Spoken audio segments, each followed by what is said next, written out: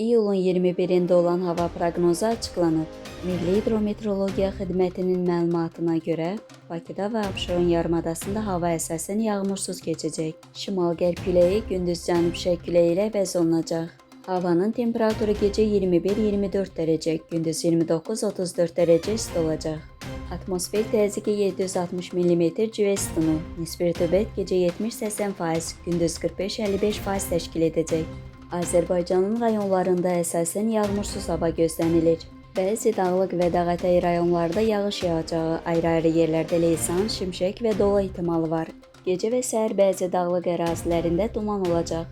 Mülayim şərq küləyi əsəcək. Havanın temperaturu gecə 22-26 dərəcə, gündüz 34-39 dərəcə isti. Dağlarda gecə 13-18 dərəcə, gündüz 24-29 dərəcə isti olacaq.